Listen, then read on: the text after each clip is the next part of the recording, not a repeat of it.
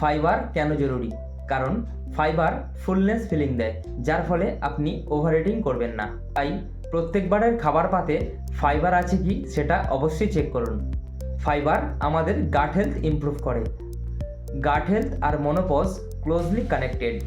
গাট হলো আমাদের শরীরের সেন্টার, তাই গাট ঠিক থাকলে আমাদের শরীর ওভারঅল ভালো থাকবে। গাট খারাপ হলে আমাদের শরীর ওভারঅল দিক থেকেই খারাপ হবে। তাই ফাইবারকে আমাদের গাটের বেস্ট ফ্রেন্ড বলা হয়। আপনারা এটা শিওর করুন যে প্রত্যেক পাতে অবশ্যই যেন ফাইবার থাকে।